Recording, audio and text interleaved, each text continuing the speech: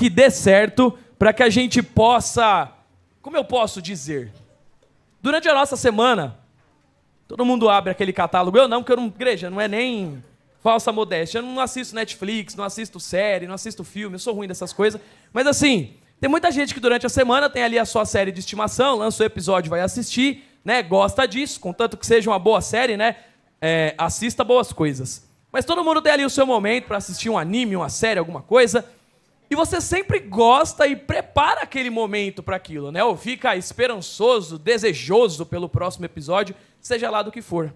Então, quando a gente coloca a série aqui, primeiro é para facilitar, para que a gente divida as coisas em capítulos, porque é mais fácil, né? Mais palatável a gente poder absorver as coisas em capítulos, né? Que você não vem aqui de uma vez só, pega o livro de Efésios e quer resumir ele numa única ministração. Não.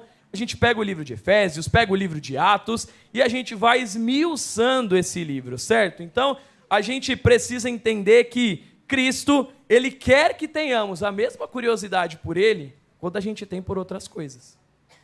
Ou, digo eu, uma curiosidade até maior. Um desejo até maior. A gente estava brincando aqui ontem, eu estava conversando com a Laís e com o Gustavo, eu falei, é legal ver a competitividade do pessoal, em algum nível, claro, porque assim, aqui não valia prêmio, né? Depois a bispa revelou qual era o prêmio, não tinha uma validade de prêmio, e a gente estava reunido aqui também para engrandecer o nome do Senhor, né? Alguma bagunça, às vezes exagera um pouco, mas o que eu quero dizer, né, e extrair coisas obviamente positivas, é que assim, nós estávamos aqui brincando, celebrando, competindo, mas eram por um conhecimento, por algo que vinha de Deus. Você tinha que lembrar um versículo bíblico. A gente estava lá, será que isso está na Bíblia? A gente para pensar, eu falo que eu sei de Bíblia. Mas chega na hora, a pessoa muda uma palavra do versículo, você já fala, será que era isso? Eu lembro, a gente pegou o versículo lá da formiga, a Susan deu até a referência, né? Que tem a ver com preguiça e a questão da formiga. Aí a gente falando no grupo, eu lembro que na Bíblia tem formiga e tem preguiça. Agora, se é exatamente esse versículo, eu não sei. Então a gente se embanana muito com a Bíblia. Né? A gente muitas vezes não tem o desejo de ler porque acha difícil, porque acha que é grande, né? Nossa, mas aí eu vou ler um capítulo inteiro. Se a gente dividir um capítulo inteiro ou uma estrutura inteira de uma carta de Paulo, né? A mensagem central da carta, a gente começa a perceber que não é tão penoso. Então a gente vai fazer um exercício hoje, que a gente vai lá para Atos 2, só que o que a gente vai fazer? A gente vai versículo a versículo, Atos 2, do 1 ao 10. Eu quero ver, eu não vou desafiar que eu não sou tão corajoso assim, mas eu quero ver você sair daqui sem ter entendido versículo por versículo. Porque a gente vai ponto a ponto para poder entender o que essa parte de Efésios quer dizer para nós. Então, Efésios 2, do 1 ao 10. Efésios, tá? É que é tudo ali, né? Deixa as cartas tudo bonitinho ali. Então, Efésios 2, do 1 ao 10, enquanto vocês abrem a Bíblia, vamos orar? Senhor Jesus, nós seguimos na sua presença, Deus, e nós te agradecemos, porque o Senhor é bom e a sua misericórdia dura para sempre, Pai. Nós estamos aqui com o coração alegre, com o coração desejoso, esperançoso, e se ele está triste, nós pedimos que o Senhor sobrevenha sobre nós. Seja a nossa resposta, o nosso alento, ó Deus, seja aquilo que precisamos, porque o Senhor já é, nós queremos tomar posse disso, ó Deus. Então, que no decorrer deste culto, dessa ministração, o Senhor se revele a nós e que nada do nosso entendimento seja roubado, muito pelo contrário, que a sua palavra, ó Deus, ela venha como uma faca, ó Deus, que corta as nossas certezas, que corta as nossas vaidades, mas que te revela, ó Deus, que mostra que o Senhor é o nosso Senhor, que o Senhor é o nosso Deus e o Senhor sabe o que é bom para nós. Nós estamos aqui, ó Deus, para conhecer mais de Ti. Então nos ajuda, Deus, a entender da sua palavra, do seu amor, da sua paz e de tudo aquilo que o Senhor quer se revelar. Ó Deus, obrigado. Eu oro e agradeço em nome de Jesus. Amém. Então todo mundo na mesma página, não é Atos, é Efésios 2. Nós vamos ler do 1 ao 10. Se quiser botar na tela, põe aí e eu vou lendo daqui a minha versão, mas deixa aí na tela. Vou ler com vocês que talvez seja mais fácil, né? Então, 2, 1. Ele nos deu vida, estando vós mortos ou mortos nas vossas transgressões e o quê? Igreja, Paulo já começa aqui dando um banho de água fria na gente. Pode deixar lá no 1, a gente vai ponto a ponto. Isso, pode deixar no 1. Ele deu o quê pra gente? Estando a gente o quê? Então ele já está dizendo aqui que em nós não havia vida. o negócio não estava bom, porque alguém morto não tem sentimento, alguém morto não fala, alguém morto não comunga o corpo de Cristo, alguém morto está literalmente morto, ele não tem nenhum sentido. Então, não é que a gente era meio mal, ou malzinho, ou eu era 50% mal. A gente era ruim, a gente estava morto porque estávamos afastados de Deus, porque não tínhamos o sangue de Cristo sobre nós. Então, Paulo já começa aqui querendo dizer, um cadáver ele tem vontade? Sim ou não? Um cadáver reage a estímulos. Se você cutucar lá um cadáver, eu espero que ele não responda, né? Tem um rigor, né? Espasmos, né? Mas ali é um espasmo, não há vida, né? E a gente espera não ter que passar por nenhuma situação dessa. Então, assim, um cadáver consegue se salvar sozinho da sua morte? Possivelmente não. Porque ali já acabou para ele. Então, será mesmo que a gente não está achando que Deus está olhando a gente lá do céu e está pensando assim, nossa, olha como a Tatiane é boazinha, que bonitinha, como é talentosa. Nossa, eu vou escolher ela. Igreja, olha aqui para mim. Ele estava olhando para um cemitério de pessoas que estavam mortas. E ele viu algo bom em nós, mas não que já havia. Ele viu que ele ainda depositaria em nós. Você pode celebrar a Deus por isso? Dá uma glória a Deus. Meu, olha isso. A gente era escória. A palavra é essa, a gente era lixo, não era nada. Só que ele olhou para a gente de lá, um cemitério, igreja. E ele falou assim, eu vou escolher esse povo mau para revelar do meu nome. Porque não tem a ver com a canção bonita que a gente talvez consiga cantar. Não tem a ver com quão eloquente eu, a bispo, os pastores dessa casa venham até aqui pregar. Não tem a ver com isso. Sabe por quê? Porque eu também estava morto igual vocês. Eu estava no mesmo cemitério, a gente estava no mesmo balaio, igreja. A gente está no mesmo balaio. Ninguém é melhor do que ninguém. E Paulo faz questão de começar esse capítulo de Efésios dessa forma, já dando esse chute no peito. Falou, estava todo mundo morto. Mas ele nos deu vida. Ele nos entregou alguma coisa. Olha lá a pérola voltando. A gente estava morto disputando as coisas desse mundo.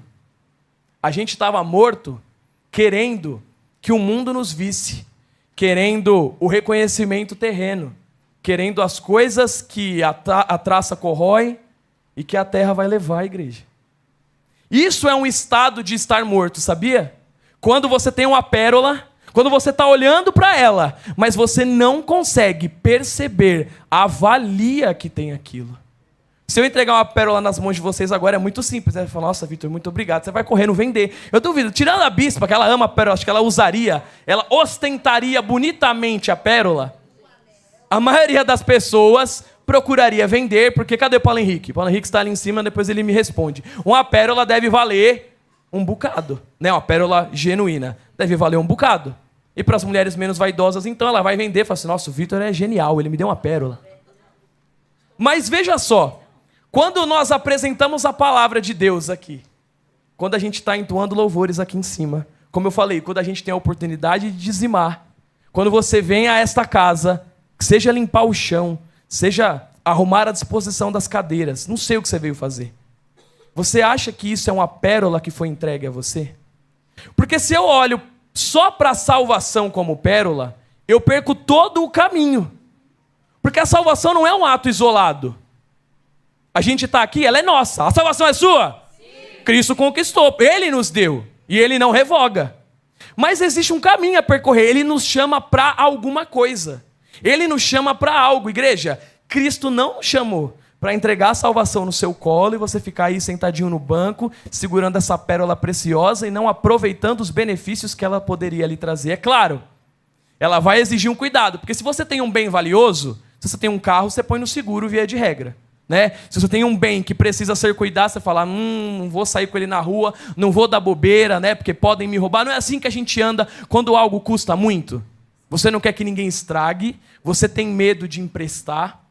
Mas o reino, como a gente fala aqui, ele é de ponta cabeça. A salvação que a gente recebe é preciosa? Sim. É comparada a essa pérola? Sim. E o que eu faço com ela? É como se a bispa pegasse a pérola que eu dei, porque eu tenho certeza que ela não ia vender, mas ela reparte ela com a Fabiana. Ela fala, Fabiana, eu ganhei isso. É tão precioso para mim que eu quero muito que seja precioso para você.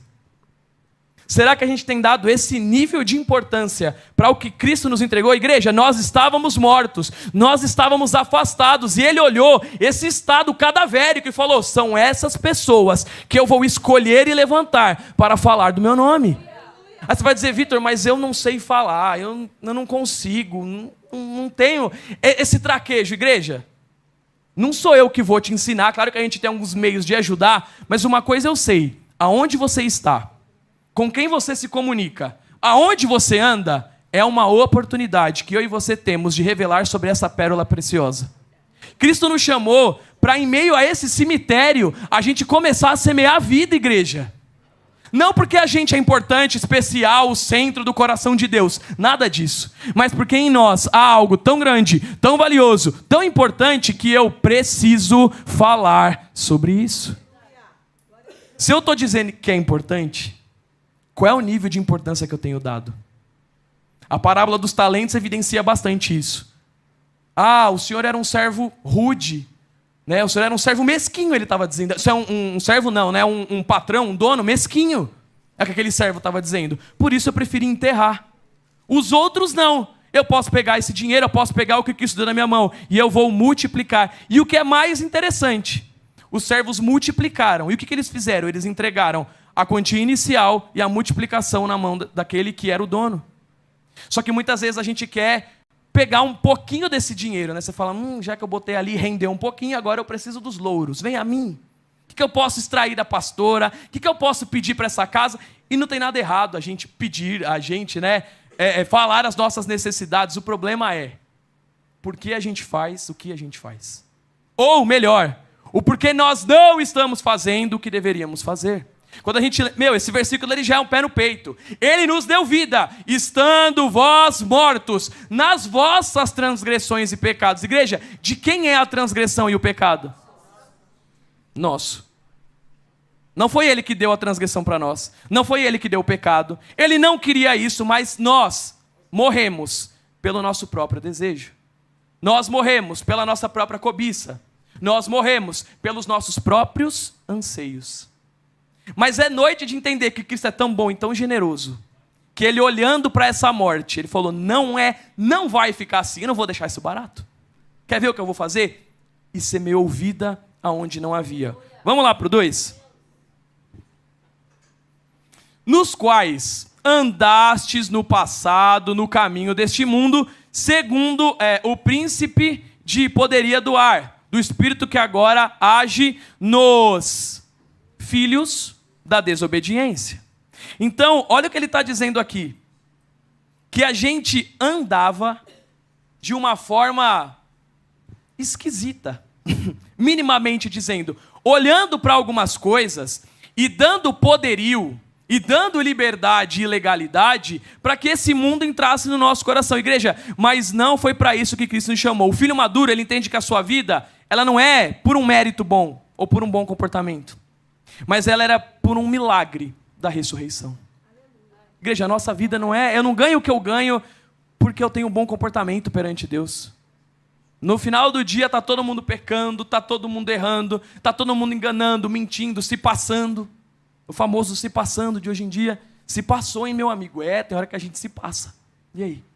E o que a gente tem feito com essas atitudes, ou melhor, o que a gente tem feito depois dessas atitudes? Porque olha o que esse versículo está dizendo, igreja. A gente andava outrora segundo o curso desse mundo, segundo o príncipe da potestade, tem aqui na minha tradução, do espírito que agora atua nos filhos da desobediência. O curso desse mundo, igreja, ele é o algoritmo dessa época. Estava rindo com o Raul ontem. O Raul não é muito de falar as presepadas que ele faz, porque nenhuma criança fala. Mas eu falei: Raul, você faz Six Seven na sua escola? Aí ele fica rindo assim de canto de boca, porque ele sabe que a mãe dele não gosta dessas coisas. E tem esse monte de coisa na escola que as crianças fazem. Igreja, até para quem é adulto, a gente vê o que esse século e como esse século é regido. A gente vê o que o algoritmo tem feito com essa geração.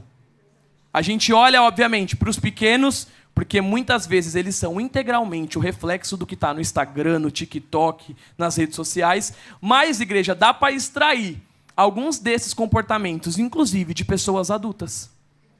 Pessoas que estão sendo amoldadas às redes sociais. Pessoas que estão sendo levadas e influenciadas a ideologias do famoso todo mundo faz. Do famoso tá tudo bem, não tem problema nenhum, é só uma brincadeira, é só uma música. Aí eu falei do Six Seven aqui, mas é algo, a gente estava rindo ontem que eu falei, é um negócio tão sem sentido, eu não estava nem procurando, vamos procurar demonizar, vou achar demônio ali dentro. Não é nem sobre isso. Mas é tão sorrateiro, né? O negócio é tão sórdido que a criança, que o jovem, que o adolescente, ele vai normalizando um monte de coisa assim. O Six Seven não tinha nada, beleza. Aí agora é 4-2 a hora, é 4-2, não é? O Raul falou que agora é outro. Agora é a resposta do Six Seven. E eu aqui em casa falei, meu Deus, o que está acontecendo? E ele cantando a música, eu dando risada ali, mas eu falei, que negócio sem nexo. E uma geração vivendo em volta disso. Vivendo como se isso fosse a vida deles, vivendo como se, nossa, isso todo mundo tem que fazer, todo mundo tem que falar. E será que a gente em algum nível não é assim? Né? Talvez o nível adulto, ele seja diferente de uma dancinha, né? Pior que tem adulto que ainda faz assim, né? Cuidado, igreja, né? Tem uns negócios tão bobos que nem compensa. Mas enfim, o que eu quero dizer é, talvez os adultos não estejam fazendo o Six Seven, o 4-2, mas ele está olhando para o outro e desejando o que ele tem. Ele está olhando para as redes sociais, para a galera que tem muito e dizendo, por que eu vivo nessa vida? Percebe o que as redes sociais ditam na nossa vida? Você fala, como é que essa pessoa tem tudo isso? Da onde ela tirou? Por que ela tem e eu não tenho? Sabe, o problema então, mais do que as redes sociais, é o que nós temos feito com isso que está nas nossas mãos. Porque, igreja, a notícia é, não vai parar. O algoritmo vai cada dia mais te mostrar coisas para você ficar depressivo, ansioso, para você ficar insatisfeito. As próprias crianças. Raul é assim com brinquedo, por exemplo, mas tem gente que é assim com objetos. Viu ali, ele tem um novo, preciso comprar um novo, preciso ter, preciso fazer. Se eu não tiver, o problema é, se eu não tiver, eu não sou feliz. A minha cabeça não sai disso, eu não consigo pensar em outra coisa. Mas a gente é assim com a palavra de Deus? Se você não vir à igreja no domingo, a sua semana é feliz? O normalizar, não vir no culto de terça, te torna alguém mais feliz? Muitas vezes, sim. Talvez a gente não tenha coragem de admitir, né? Que a falta, às vezes, é só hoje. Mas é o que eu estou dizendo aqui sobre normalização de comportamento. Eu só não vou hoje. Tudo bem. Beleza. Mas aí essa outra terça, mó chuva, né? Também não vou, não. Aí não fui terça, não fui domingo. Também não vou nem estar no podcast. Já não fui, quem não vai 2, não vai 3. Já peço música no Fantástico. Aí não, agora sábado, agora tem compromisso. Não vai dar não, pastor. Eu vim trazer as crianças aí, desculpa, não vai rolar. Aí já não vim terça, não vim domingo, não assisti quinta, não vim sábado, aí o outro domingo deixa quieto. Aí não vai dar não. A gente começa a normalizar algumas coisas e o problema está na normalização, porque a gente começa a ser permissivo, igreja. A gente começa a entrar e ser ditado pelo ritmo em que nós consumimos as coisas. Pessoas cada vez mais urgentes. Eu quero tudo para ontem. Igreja, será que a gente quer para ontem revelar o reino de Deus? Eu me faço essa pergunta todos os dias, porque eu sou meio acelerado, né? Eu também, às vezes, preciso fazer logo, preciso resolver, não sei o quê. E aí eu fico pensando, para as coisas de Deus, eu tenho urgência? Ou será que eu falo, esperar lá para terça, aí eu mando mensagem para a bispa e vejo se ela precisa. A Luciana falou comigo, mas se ela falou hoje, responder daqui 4 dias, acho que não vai dar nada, não tem urgência, ela resolve lá. O quanto nós temos utilizado do nosso senso de urgência adquirido. Veja como dá para transformar as coisas. Se eu me tornei alguém urgente, se eu me tornei alguém que quer fazer as coisas, será que eu não tenho procurado reverter isso para a obra do Senhor? E veja, olha como a gente não está falando de dinheiro aqui, igreja. A gente está falando de disponibilidade, de tempo, de intencionalidade. Será que a gente tem tirado o nosso tempo para conhecer mais de Deus, mas não só para mim, para que eu possa apresentar Ele para alguém? Porque como é que eu vou falar de Deus se eu não sei quem Ele é, igreja?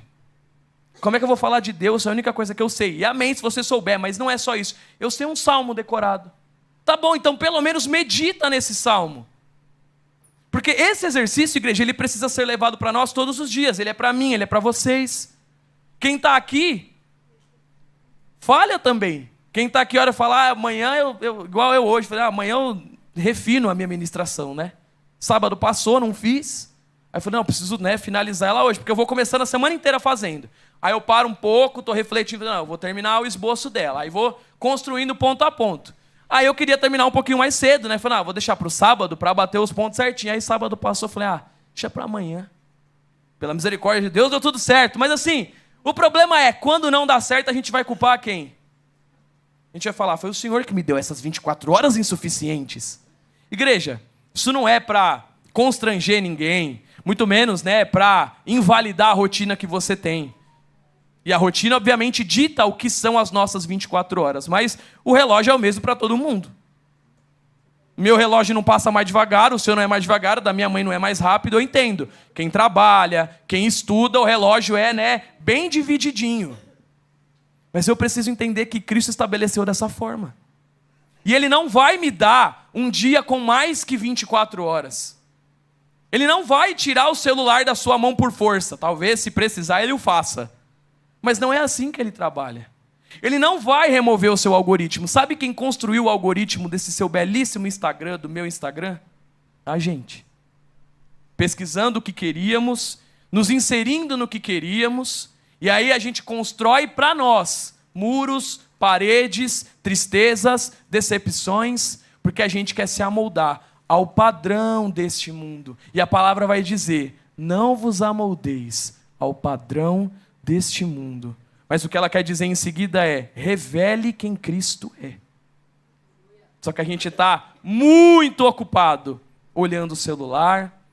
Igreja, isso não é uma demonização desse aparelho, pelo amor de Deus. Se ele bem usado, se ele usado com consciência, porque a gente já falou aqui, seu filho, ele tem liberdade irrestrita com o celular quando ele é pequeno?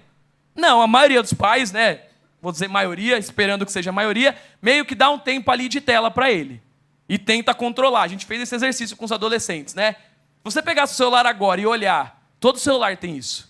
O quanto de tela você consumiu hoje, às vezes é assustador.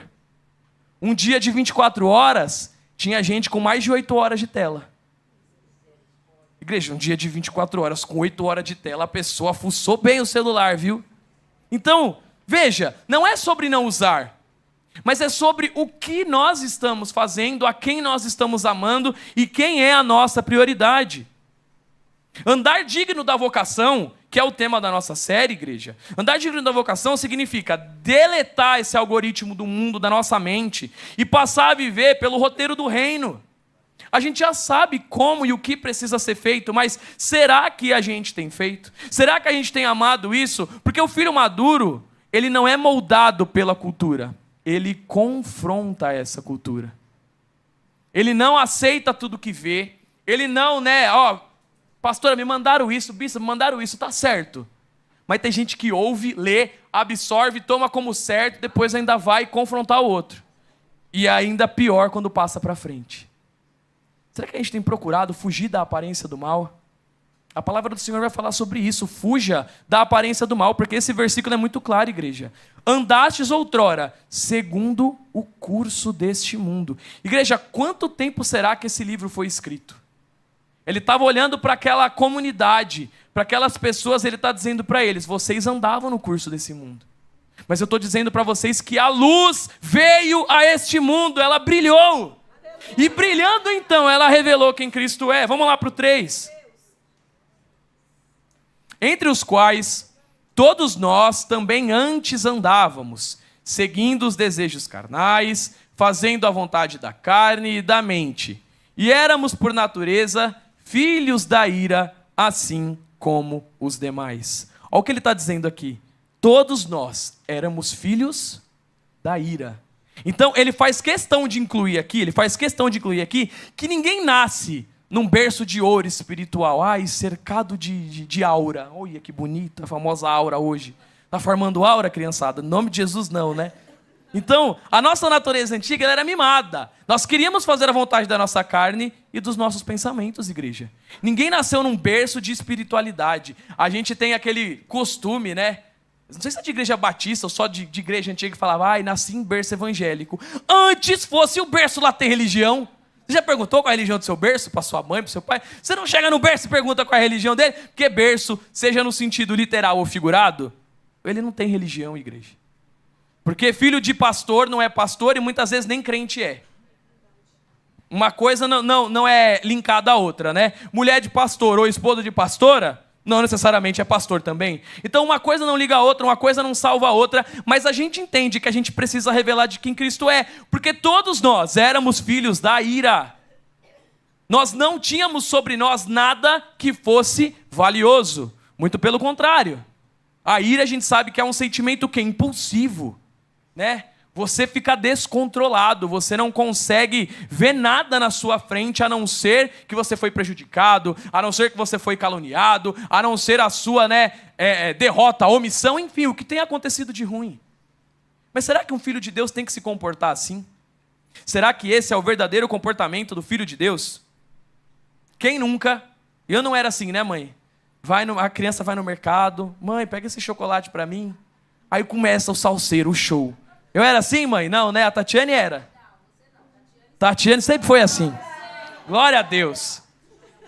A criança vai no mercado, igreja, é um salseiro.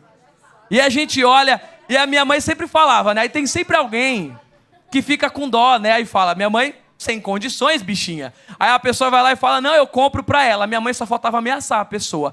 Eu não quero que você compre nada.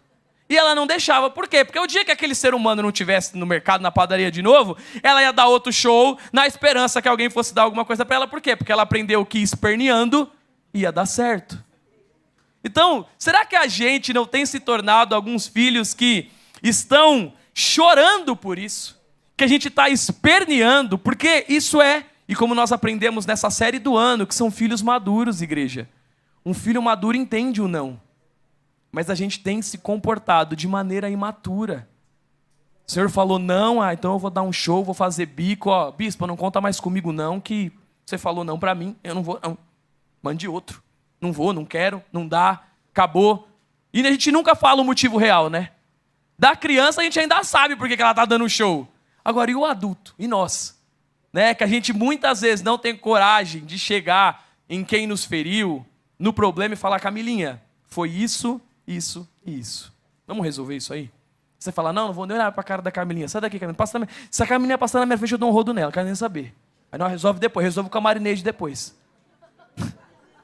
Mas a gente é assim, sabe? A gente já pensa no problema. A gente vê o problema acontecendo. A gente já pensa como vai agir no problema. Só que às vezes chega na hora, a gente não faz nada do que pensou.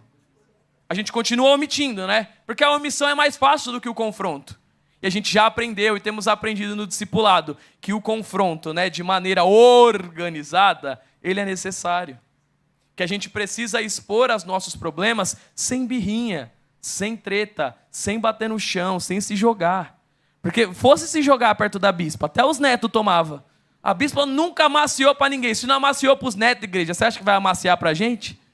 Não vigia, crente, que o negócio é difícil. Então, o filho infantil, igreja, ele vive dominado pelos seus impulsos. Eu acho, eu sinto, eu quero. E o filho maduro, ele tenta governar esses pensamentos. Ele governa a carne, porque ele entende que ele já mudou de paternidade. Olha a diferença. Um filho maduro, ele entende que ele não precisa fazer birra para conseguir. Porque ele sabe quem é o pai dele. Ele sabe que possivelmente ele não vai ganhar exatamente aquilo que ele estava pedindo, mas que o pai dele cuida dele. E se ele deu aquele não quer dizer alguma coisa. Aquele não vai semear alguma coisa. É um não necessário. Quantos de nós não dizemos não para os nossos sobrinhos, para os nossos filhos? Eu digo pouco não para o Raul, mas às vezes eles tomam umas, né? E a gente tem que chegar nas crianças, nos adultos e saber se posicionar, igreja, com educação, com maturidade, com senso de paternidade. Porque o Eduardo é meu irmão, ele é filho do mesmo pai. Se eu vou dar um não para o Eduardo, eu vou ser um não explicado. Falei, Eduardo, não vou poder fazer por esse e esse motivo. Não tem nenhum motivo obscuro, não tem nenhum problema, eu só não consigo por isso. Só que nós não temos esse costume, igreja. A gente tem muito pouco costume de chegar na pessoa, como eu falei aqui, e esclarecer as coisas. Quando nós vamos dar uma mensagem, quando nós vamos comunicar alguma coisa, a gente precisa de clareza, igreja. Não dá para construir uma família de Deus nas entrelinhas. Vocês precisam saber quem eu sou, e a gente riu ontem porque a gente viu quem as pessoas são na hora da competição. Então a gente conheceu uma parte das pessoas ali que a gente não vê aqui, porque aqui não está rolando uma competição. Mas eu preciso conhecer quem está comigo, não nas entrelinhas, igreja, não o que você quer me revelar, mas eu preciso saber quem o Adilson é. E aí eu não posso depois virar a cara para isso, porque se ele tem os defeitos dele, eu tenho os meus que são piores. Ele estava rindo ontem, ele falou, na sua casa vocês devem falar bem baixinho, né? Eu falei, se juntar eu, a Tatiane e a minha irmã, a igreja, parece que está tendo uma discussão eterna dentro de casa. Porque a gente não sabe falar baixo. A gente fala alto e esse é um traço da nossa personalidade. Para mim é muito difícil falar baixo. Mas tem gente que se incomoda e às vezes eu tento me controlar, é difícil, eu confesso. E eu não fico chateado com quem se incomoda. É direito da pessoa, tá tudo bem. Assim como a gente se incomoda com outras coisas, mas eu prefiro saber que a pessoa se incomoda do que depois arrumar um complô contra o Vitor. Vamos cortar as cordas vocais do pastor Vitor. Não está dando mais, vamos fazer uma cirurgia nele. Eu prefiro saber se a pessoa tem algo contra mim. Eu prefiro saber se ela precisa resolver alguma coisa comigo do que eu ficar imaginando o que é muito ruim ou do que saber por outras pessoas. Então olha só o que esse versículo está dizendo, que o filho infantil, igreja, ele é dominado pelos seus impulsos. Não sejamos dominados pelos nossos impulsos. Não foi para isso que Cristo nos chamou. Então olha só, a gente só está no versículo 3, igreja. E olha quanta reflexão, se você ler versículo por versículo, a Bíblia vai te trazer. Só que você e eu precisamos tirar esse tempo com calma. Igreja, são 10 versículos de uma carta que a cada versículo, como diria a Rosa, é um tapa na cara, um chute no estômago e uma rasteira. Aí eu me levanto e vou terminar de ler, né? Termino todo quebrado, mas dá tudo certo no fim. Vamos lá para o 4? 4 vai dizer, mas Deus que é rico em misericórdia, pelo imenso amor com que ele nos fez? Olha só, e a chave aqui, igreja, você pode achar que é o imenso amor, que é rico em misericórdia, não. Mas a chave desse versículo é o que está antes da primeira vírgula ali, ó, mas Deus. Porque é apesar dele, igreja, porque olha o que a gente viu aqui, ó.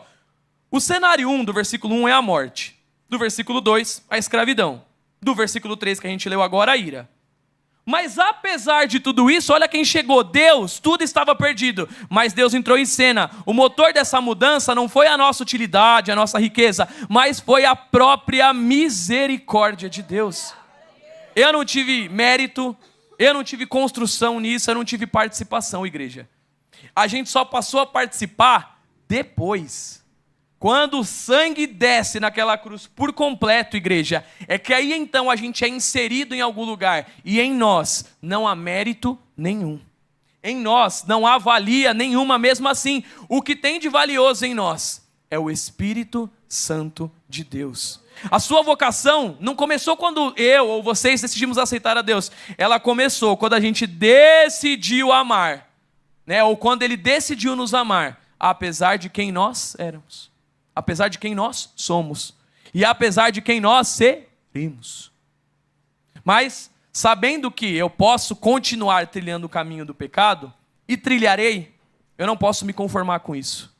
Ai, eu sou um eterno pecador, Alexandre, não temos jeito, não é mesmo? Vamos dar as mãos, 1, 2, 3. Quem errar o passo, perde a vez. E sair cabisbaixo, triste, e se conformando com as coisas. Igreja, não é para isso que Cristo nos chamou. Para você se conformar com o pecado. Ai, somos eternos pecadores. Ai, vou me autoflagelar e cumprir a minha penitência. Não é para isso. Sendo eterno pecador, eu sei que eu careço eternamente da misericórdia dele. E que só tem um que vai me sustentar daqui até o fim. Cristo Jesus. E sabe como ele vai me sustentar? Do seu lado, nessa família, revelando quem ele é. Igreja, ele não vai tirar a gente do mundo. Você lembra da oração que ele fez? Eu rogo para que o Senhor esteja com eles, não tirando eles, e muitas vezes nem livrando, mas com eles, em meio aos pecados, tristezas, tribulações, problemas. Será que você tem conseguido ver Jesus em meio aos problemas? Em meio às dificuldades? Eu sei que é difícil, mas igreja, se você procurar, ele está lá, porque ele garantiu. Não é que eu estou dizendo, talvez você vai encontrar. Não, se nós procurarmos com zelo, com amor, em comunhão, confessando-nos uns para os outros, eu tenho certeza que você vai encontrar a mão de Deus, inclusive no problema que você está passando. E aí então, Ele vai nos dar o caminho, Ele não vai dar a solução, igreja, Ele não é um miojo. Não vai chegar aqui em 3 minutinhos está pronto, não é assim. Mas Ele vai dar a solução em como a gente deve agir, o que fazer, a quem procurar, como fazer. Só que a gente precisa entender que para tudo isso há um processo. Vamos lá para o 5? Olha lá. Estando nós ainda mortos em nossos pecados, deu-nos a vida juntamente com Cristo. Pelo que a gente é salvo?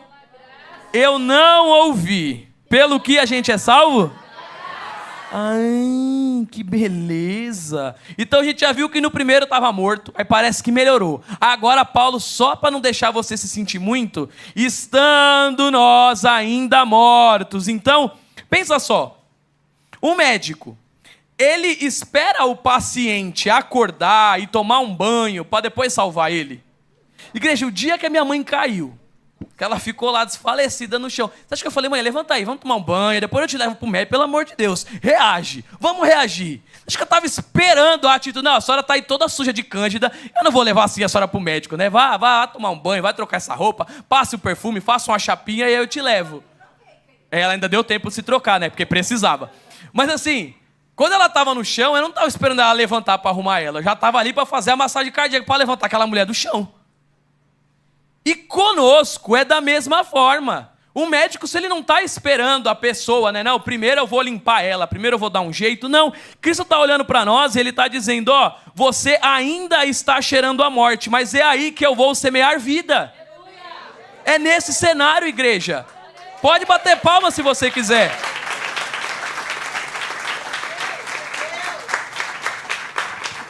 Porque isso que a gente está falando aqui, entendendo, ele destrói tudo aquilo que é o legalismo, que é aquilo, eu preciso fazer para conseguir, eu preciso cumprir regras, eu preciso ser assim. Igreja, a gente não tem e não precisa ser assim. O filho maduro, ele não vai servir a Deus para ser aceito, porque a gente foi. Ele serve a Deus porque ele já foi aceito e ele sabe que ele não tem absolutamente nada para oferecer.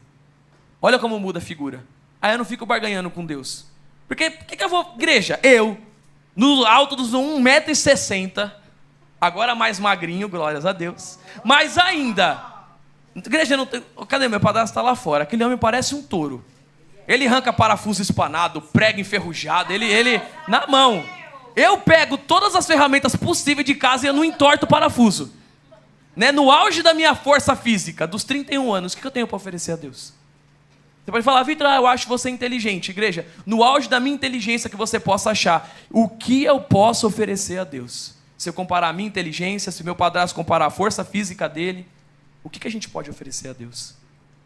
A gente não tem nada de bom que não seja Deus em nós. E quando eu reconheci isso, sabe o que ele faz? Ele é tão generoso que aí ele entrega mais para nós, mais dele. E as pessoas veem dele em nós.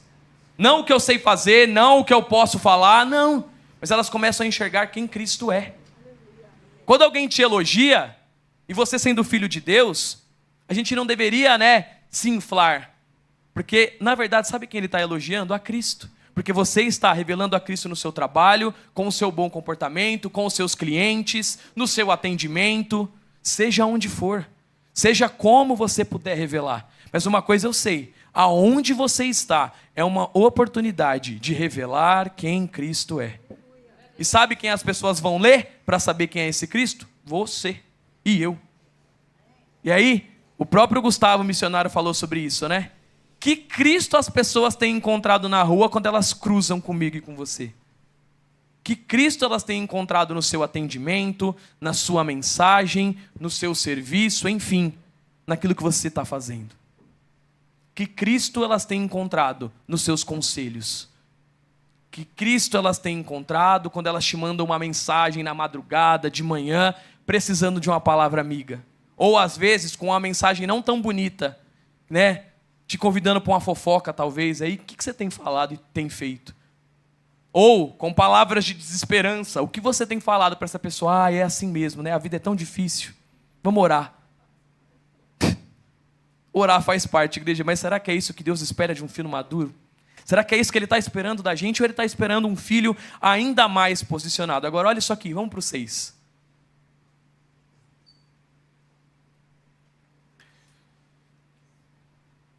E nos ressuscitou juntamente com Ele. E com Ele nos fez assentar nas regiões celestiais em Cristo Jesus. Glória a Deus!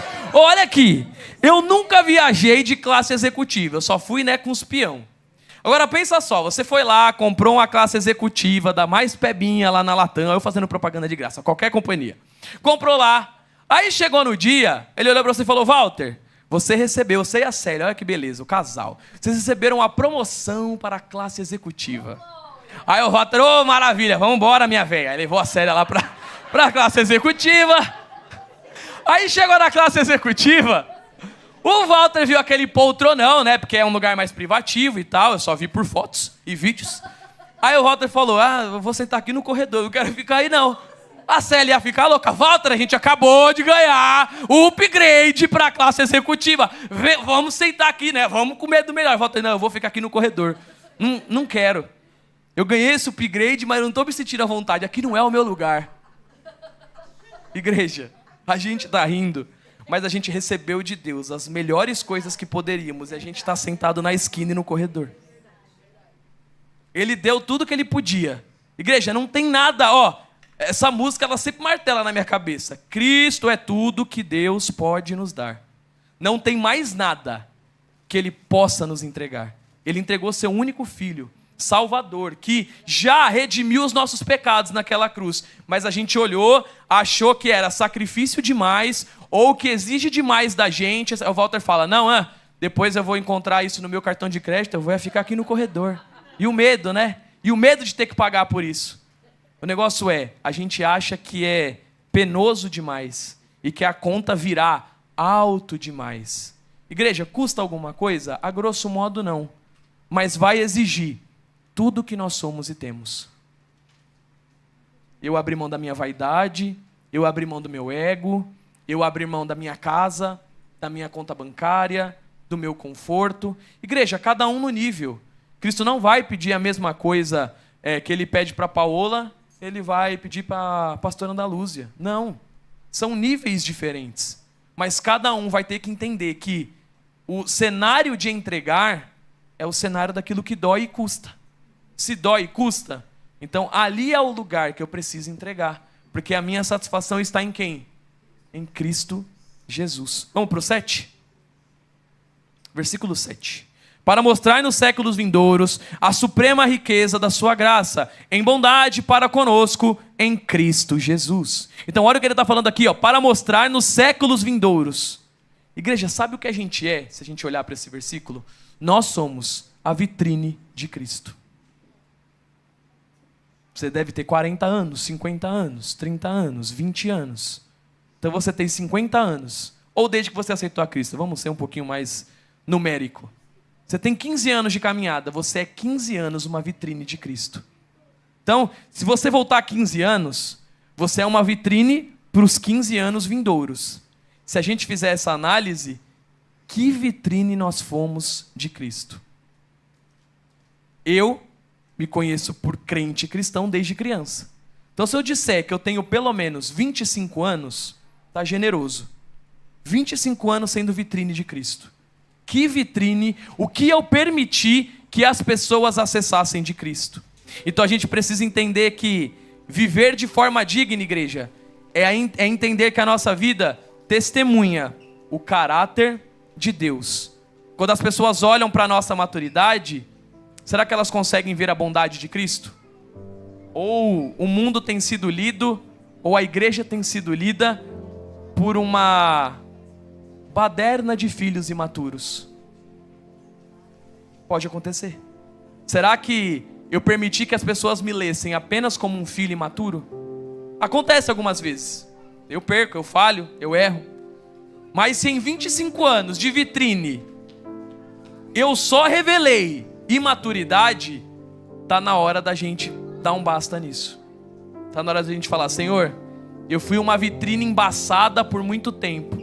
Eu fui uma vitrine que foi apedrejada, tá rachada, tá cheia de adesivo. Mas se tem alguém bom em renovar coisas, é o Senhor. Então renova a minha aparência espiritual. Renova a carta que eu sou. Escreva novas linhas. Renove as linhas anteriormente escritas para que revelem quem o Senhor é. Para que as pessoas olhem para mim, mas não vejam o defeito do Vitor. Podem até ver, mas que elas vejam que a graça do Senhor se sobressai. Vamos lá para o 8.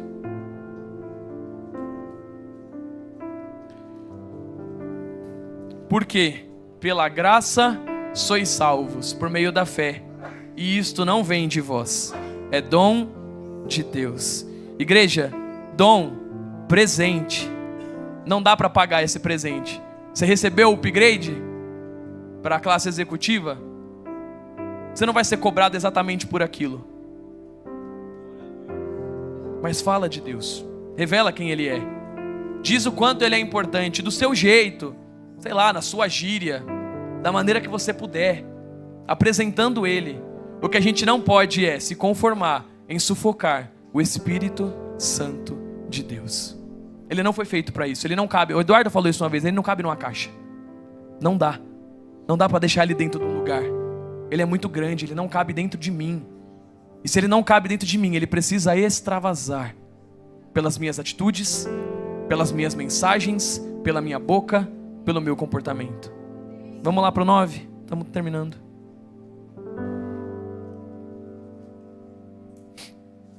Não vem de obras para que ninguém se glorie ou se orgulhe. Se a salvação dependesse das obras, igreja, a gente estaria num ambiente de vaidade insuportável, porque todo mundo ia querer estar mostrando as obras que tem construído. Infelizmente a gente tem visto algumas competições aí fora, né? Enfim, eu falo da nossa família. A nossa família precisa entender que não há vaidade, não há glória, não há competição. Eu prefiro muito a bispa pregando aqui também. Ela tem ficado ausente há algum tempo, mas eu gosto muito da nossa bispa pregando. Mas aqui não tem vaidade, não tem competição. Você também pode preferir ela pregando e isso não me ofende. E não ofende a nenhum dos pastores dessa casa. Se houver essa preferência, porque nós gostamos dela. Entende? Porque a gente já passou disso. Já passou de um cenário de competitividade. Não, você tem que gostar quando eu falo. Porque, nossa, os mais jovens são o futuro. Igreja, não. Eu amo a Cristo. Porque Ele é tudo que eu poderia ter. Pastores passam, igrejas às vezes fecham, mas a palavra do Senhor não passa. Ela é duradoura. 10. Aqui, aí me pega, hein? Pois somos feitura dele, criados em Cristo Jesus para as boas obras, as quais Deus de antemão preparou para que andássemos nelas. Sabe o que é feitura? Eu achei que era só aparência, que eu era parecido com Jesus. Feitura é uma obra de arte. Igreja, não vou começar com um papo de coach aqui, dizendo, você é o centro do coração de Deus. Mas Ele quis nos descrever como nós somos uma obra de arte feita por Ele. Um artista não erra a sua obra de arte. Tudo contido na arte, por mais que tenha saído, sei lá, da mão de um artista carnal, ele vai transformar numa belíssima arte. Mas Cristo não erra, igreja. Ele não erra. Os seus defeitos, os meus defeitos, ainda podem ser usados para a glória de Deus. As suas tristezas, as minhas tristezas, as tribulações desse mundo poderão ser usadas para a glória de Deus. Tudo revela o Pai. Tudo aponta para uma só direção, um só caminho e uma só verdade. Igreja, as obras não salvam, mas nós fomos salvos para as obras. Eu correr, eu fazer, eu pular e acontecer, não salvo. Mas quando eu faço isso, eu entendo que eu fui feito exatamente para fazer isso. Para falar de Deus, para amar vocês, para ser repreendido por vocês, para repreender se for necessário, para entender que isso é uma construção. Viver de modo digno da vocação não é inventar um propósito para a sua vida, igreja, nem para a minha. É descobrir o propósito que Deus já desenhou para você e ter a maturidade de caminhar nele dia a dia. Cristo é tudo que Deus pode nos dar e Ele já te deu. Você pode ficar em pé?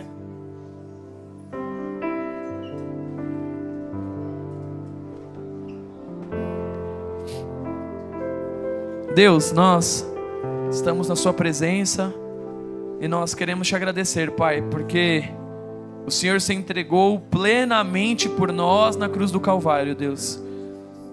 Não houve menção, não houve dúvidas Em nenhum momento o Senhor pensou em se sacrificar pela metade, Pai. Muito pelo contrário.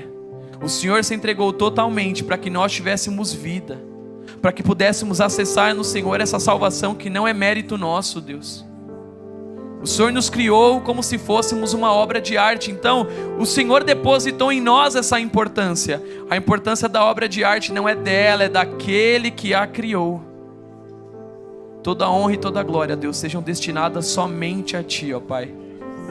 Que a nossa vida sirva para revelar quem o Senhor é. Que a nossa vida sirva para revelar o Seu propósito, o Seu amor, a Sua graça, a Sua paz, ó Deus. Que os nossos passos revelem e deixem rastros de quem o Senhor é. Que as nossas mãos, ó Deus, elas abençoem como o Senhor fez, ó Deus. Que a nossa boca fale das coisas que o Senhor falou. Que o nosso coração esteja cheio das Suas novidades, dos Seus cânticos, mas não das coisas desse mundo, ó Deus. Que os nossos algoritmos, Pai, sejam transformados à luz da Sua palavra. Crianças vivendo o reino de Deus aqui na terra, Pai. Adultos pregando, ó Deus, em seus trabalhos, faculdades, em todo lugar, ó Deus. Porque o Senhor é tudo em todos e em todo tempo, Pai. Porque se o Senhor é bom em todo tempo nós revelaremos de Ti, Deus. Então remove de nós a incerteza, a insensatez, a preguiça, o desânimo, a vaidade, a avareza. Que o nosso coração, ó Deus, ele queira se parecer contigo, Deus. E se parecendo contigo, nós traremos o reino até essa terra. E o Senhor habitará em nosso meio. E o Senhor será o nosso maior prazer, Deus. Seja, ó Deus, a nossa oração, a nossa canção, Deus, porque nós precisamos de Ti, Pai. Obrigado pela Sua graça, pelo Seu amor. E que essa semana, ó Deus, ela sirva para revelar quem o Senhor é. Que ela sirva para que nós peguemos essa pérola que é preciosa e talvez esteja guardada, ó Deus. E nós vamos reparti-la com quem cruzar o nosso caminho. O Senhor será revelado e exaltado, ó Deus, como nunca antes. E que essa semana só perca para a semana que vem. E que a semana que vem só perca para outra, ó Deus. Porque enquanto estivermos aqui, o Senhor será o mais precioso, Pai. Obrigado por tudo. Eu oro e agradeço. Em nome de Jesus. Amém. Uma salva de palmas a esse Deus.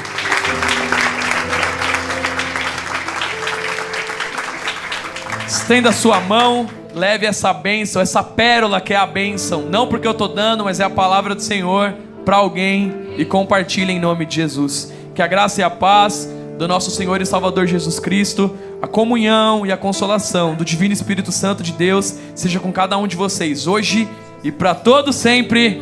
Amém. Glória a Deus.